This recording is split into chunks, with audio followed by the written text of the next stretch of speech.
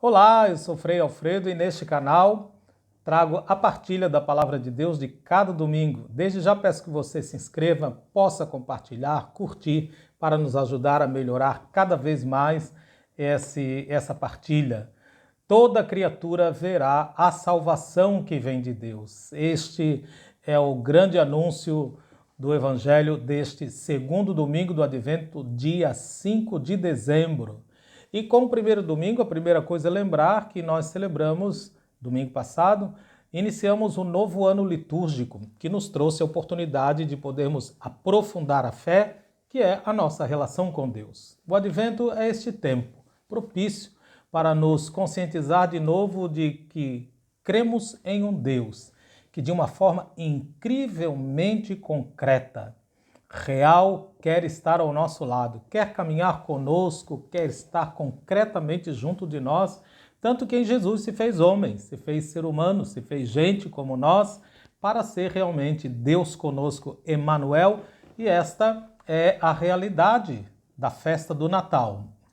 E nós vamos viver este novo ano litúrgico do Advento, começando com o Advento, guiados pelo Evangelho segundo Lucas, que é de uma extraordinária concretude, e o Evangelho desse segundo domingo é uma prova disso. Na cena evangélica apresentada nessa liturgia deste segundo domingo, então, do Advento, nós vamos ver como o autor deste Evangelho se preocupa realmente tanto em narrar não só belas ideias, ou ideias bonitas, ou poesias, ou um lado mais romântico para impressionar essa dimensão sentimental do leitor, mas, sobretudo, procura de muitas e muitas vezes, em muitas situações concretas, sobre onde e quando Deus se manifestou concretamente na vida de tantas pessoas no tempo de Jesus, o que nós podemos perceber desde as primeiras linhas deste evangelho, deste segundo domingo.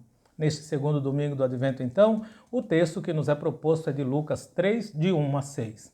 Lucas 3, 1 a 6. E podemos dizer já que esse capítulo 3 de Lucas começa de modo intencional, de uma forma assim pomposa e até mesmo redundante. E com isso, o evangelista quer atrair a atenção do leitor e também quer prepará-lo para a surpresa que segue após a sua introdução tão assim formal.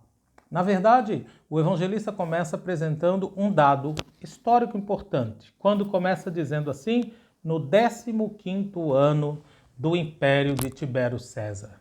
Tibério César era o segundo imperador que foi sucessor de César Augusto. Pois bem, o que ele quer com isso? A intenção do autor é nos mostrar uma sociedade piramidal, apresentando primeiramente, de acordo com o valor e a importância da pessoa, aqueles que estão no vértice da pirâmide. Estão lá em cima que, segundo a tradição da época, são aqueles que são mais próximos de Deus, ou, como costume, naquela época, aqueles que se acreditava que eram deuses, como acontecia com o imperador romano, com a imagem do sol, da lua, das estrelas, aqueles que estavam lá no lugar de Deus, no céu. Depois, então, o autor vai apresentando assim em ordem decrescente. Começa no alto da pirâmide e depois em ordem decrescente, quando diz, enquanto Pôncio Pilatos era governador da Judéia, outro dado, Herodes era tetrarca da Galileia e Filipe, seu irmão de Herodes, era tetrarca da Itureia e da província de Traconíades, sempre descendo na dinâmica desta pirâmide nesse sentido.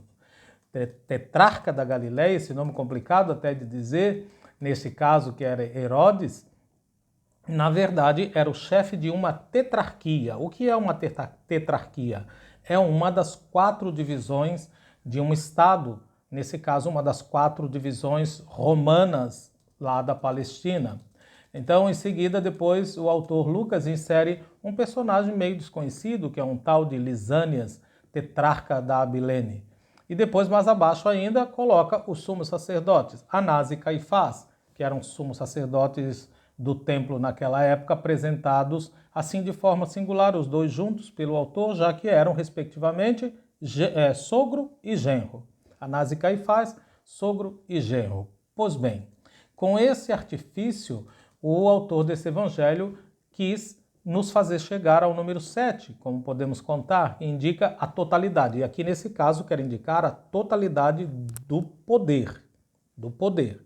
Depois, surpreendentemente, ele anuncia que a palavra de Deus vem. A palavra de Deus vem.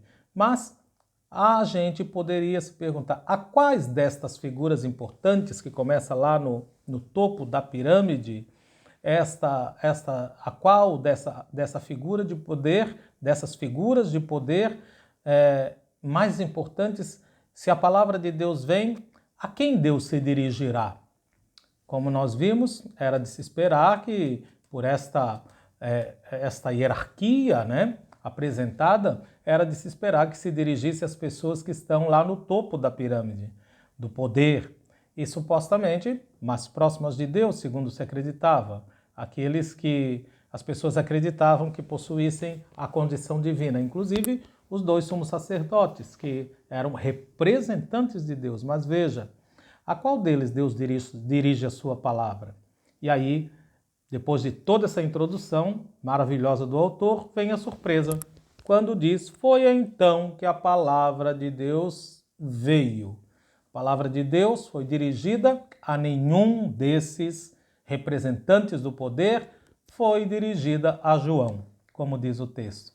Diz assim: e veio a palavra do Senhor no deserto a João, filho de Zacarias. Pois bem, isso realmente confirma mais uma vez então, que quando Deus tem que intervir na história, ele evita cuidadosamente os lugares e as pessoas consideradas sagradas ou religiosas, porque Deus sabe muito bem que esse tipo de pessoa será refratária, fria, não é? Impermeável e até mesmo será hostil a qualquer sugestão de mudança, de novidade e de transformação. Aí o Espírito não age, infelizmente.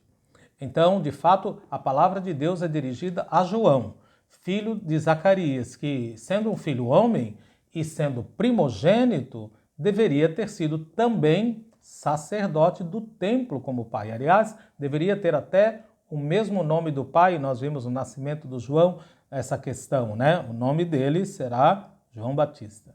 Só então que, ao invés disso, João frustra as expectativas de todos, porque ele vive no deserto, daquele jeito austero, como alguém que a aparência descrita lembra mais um mendigo, um andarilho, muito longe daquilo que são as pessoas e os lugares considerados sagrados, muito longe do centro do poder. É no deserto. João, então, conforme percebemos, rompeu com aquela sociedade, rompeu com aquela ordem de coisas, rompeu com aquele sistema religioso, posicionando-se muito longe de Jerusalém e o mais longe possível do templo. Em outras passagens, quando diz que o povo acorria, João saía deste centro religioso, dessa instituição e desses chefes religiosos para ir para outro lugar onde estava João no deserto.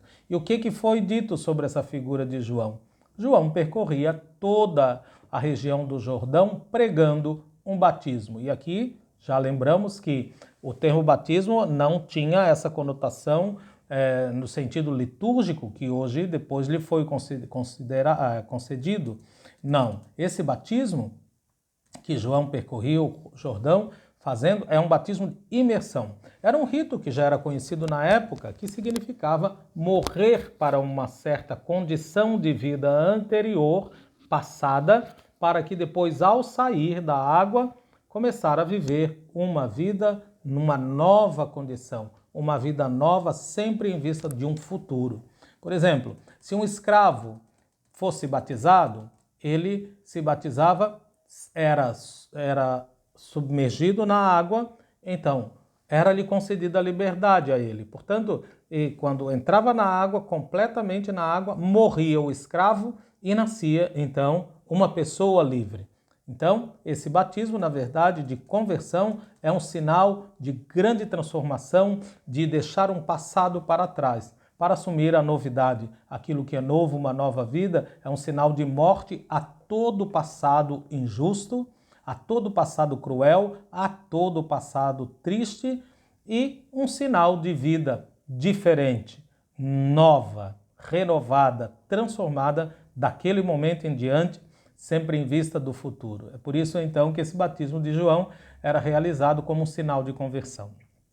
Outra coisa que é importante lembrar a partir desse evangelho é que este autor, Lucas, ele escolhe o termo conversão, esse batismo de conversão, mas não usa um termo que indicava uma conversão religiosa, que é o retorno a Deus. Aliás, ele evita esse termo que indica conversão religiosa. Ele usa um termo que indica uma mudança de mentalidade, que depois influenciava todo o comportamento de quem havia passado por esse processo de transformação. Então, dizer que esse batismo é um batismo de conversão para o perdão dos pecados é uma grande provocação que João Batista faz, porque o perdão dos pecados só poderia acontecer no templo mediante a doação das ofertas e do sacrifício.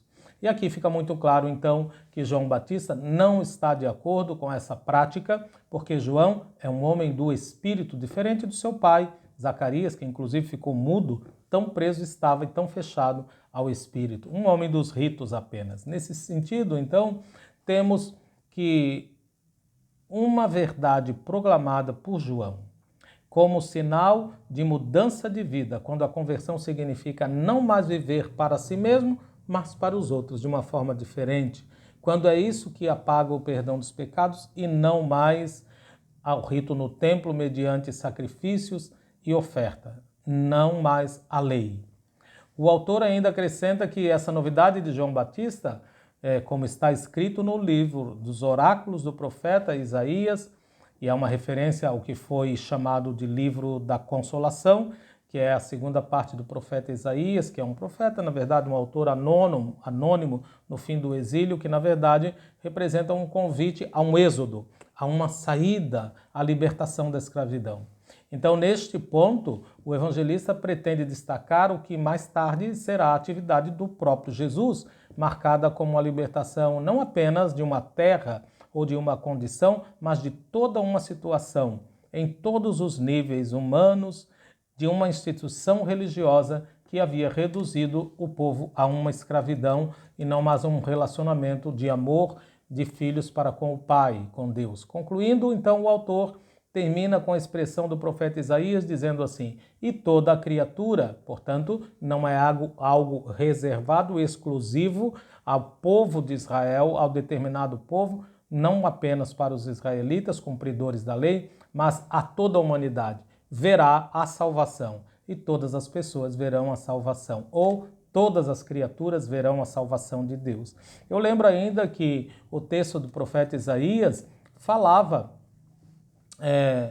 de uma outra expressão, né? Que todas as pessoas ou todas as criaturas verá a glória de Deus. Mas aqui, ao invés de usar esse termo, verá a glória de Deus, o autor preferiu substituir por salvação. Verá a salvação, porque na realidade a glória de Deus se exprime na salvação dos seus filhos e filhas, de todo o ser humano, e é por isso, então, que nenhuma pessoa no mundo, sob condição nenhuma, deve se sentir excluída do amor desse Deus, que é Deus conosco.